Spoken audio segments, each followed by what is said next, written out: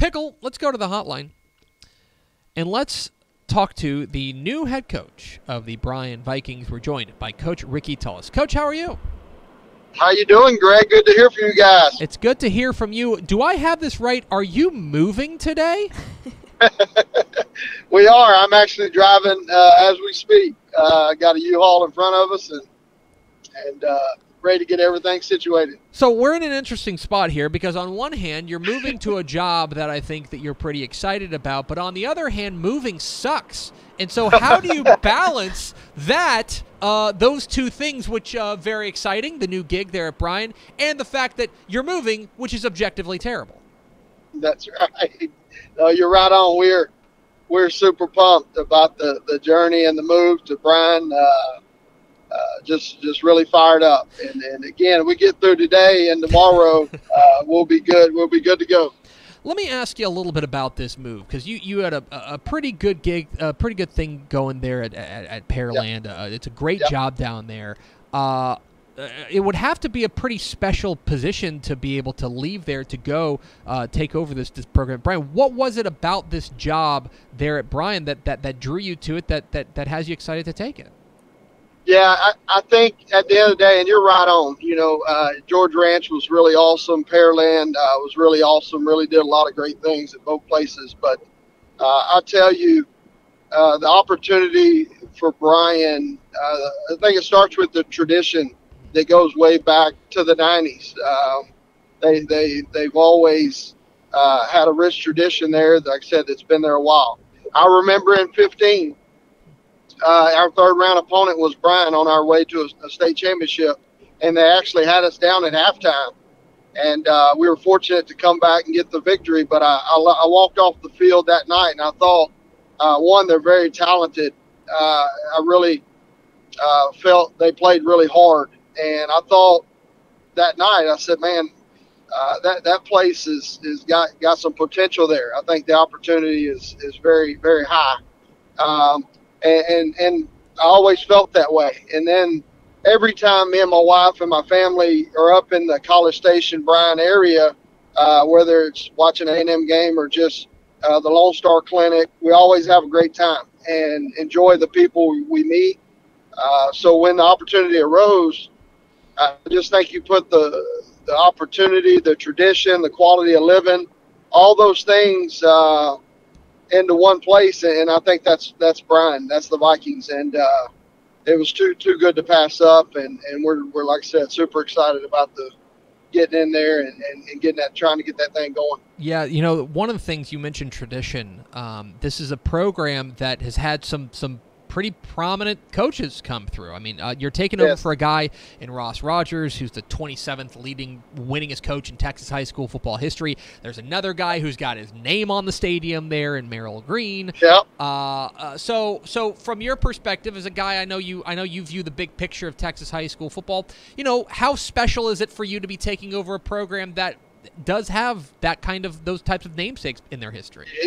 It is. I mean, and there's not many. And when you look at the coaches from Coach Chris Will and Coach Green and Ross Rogers, I mean, they're just legendary type people, and super honored to be able to follow in their footsteps and hopefully do some great things that those guys were able to do and have established. Again, I think it just goes back to that tradition and opportunity to continue to build. And be a part of a fraternity of those guys is an awesome feeling, and very honored and humbled to be able to be in their footsteps. You got the job. We're talking with Ricky Tullos here from Bryan here on Texas Football. Today get involved in the conversation, hashtag TF Today. Coach, you got the job back in January. I'm interested, your first conversation with your team, your first conversation when you addressed your players as their head coach for the first time, what was your message to them?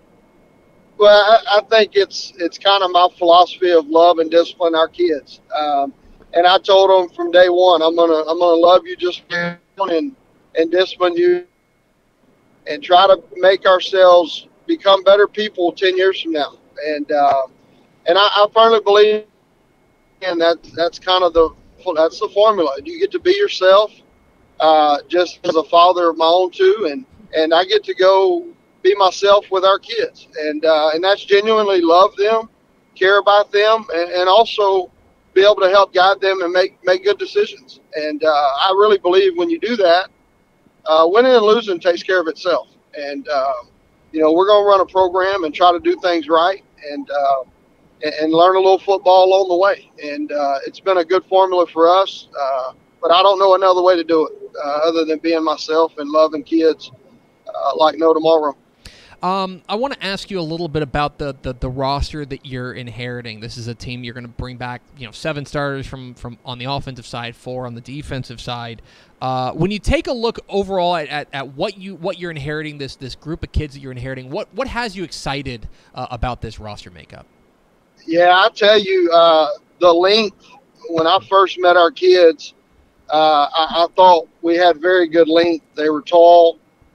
There's a core of seniors coming back from quarterback Malcolm Goodwin that ended up hurting his leg, but he'll be back. To Cooks, to Tate Snaringer, to Tate Allen. They ended up having to play quarterback in the injury last year. Our line may be one of the biggest I've ever been a part of. And I'm just super excited about across the board our kids coming back. The depth is probably, I guess, maybe the biggest concern just in terms of 6A numbers. But I will tell you, our start in 22 and the 50 or 60 that are on our varsity play with anybody. It just sometimes when you get in that 6A and potentially big 6A, there's some places that just have a lot of kids and a lot of depth. So that's something that we need to stay healthy. We need to obviously get some breaks here and there, but probably the biggest is staying healthy. Anytime you're dealing with the depth may not be there.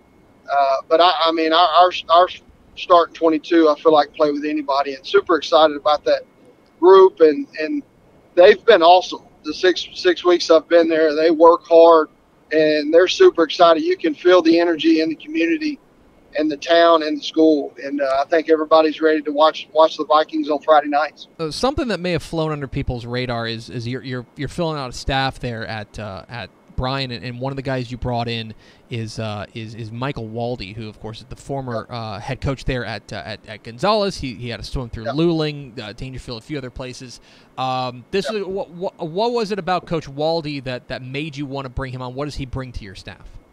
Yeah, I mean, me and Coach Waldy, we've known each other from probably 15 years ago, and he was actually, I was able to hire him as my first coordinator my first year at Pearland, and we averaged right at 50 points a game.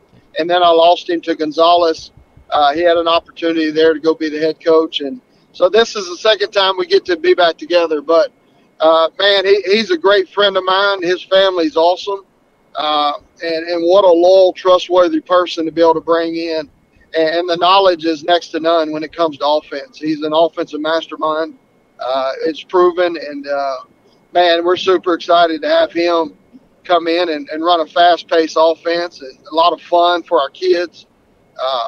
So we're, like I said, super excited to have him on board. The change keeps on coming there in Bryan. Of course, realignment hit all of us there in February. You guys are dropped into District 12, which is the same district, but not the same district for Bryan. You guys adding in a really good pro team moving up in Pflugerville Weiss. Of course, Hutto and Hewitt Midway get lumped in as well. When realignment came in, when realignment came down, I'm interested. Was this about what you expected, or did this catch you by surprise? Yeah, I mean, I think we had a feeling we were going to be in that District 12 and head out toward the Temple Coppers Cove way. Mm-hmm. Traditionally, that's where Bryan has been.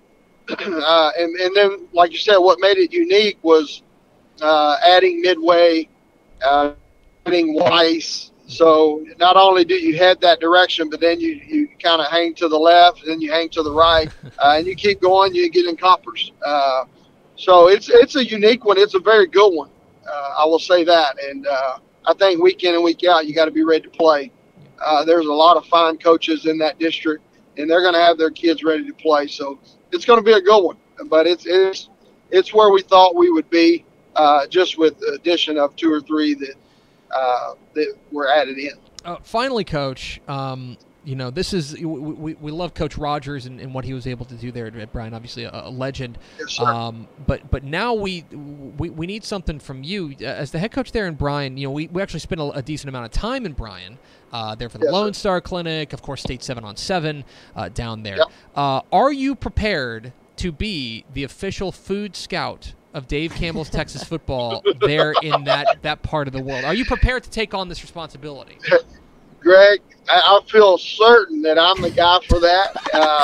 Matter of fact, I'm gathering lists daily, and I will tell you this: we just found a burger place the other day for lunch, top of the hill, that may be one of the best I've ever had. So, I'm your guy, and I will give you all the information that you need as you guys head down. Coach, that is a relief. We're really excited to bring you on board. He's Ricky Tullos. He's the new head coach of the Bryan Vikings. Coach, congratulations again on the new gig. We're so thrilled for you. We're excited to see what you do there in Bryan. Yeah, thank y'all for everything you do. Absolutely. There goes Ricky Tullos, head coach of the Bryan Vikings. Thanks so much for watching that video. If you would like more and to be notified when they come out, go ahead and click that subscribe button right down there. You can also watch Texas Football Today every day live at noon on TexasFootball.com, Facebook, Twitch, and right here on YouTube. For more of the best coverage of Texas football in the Lone Star State, go to TexasFootball.com/subscribe.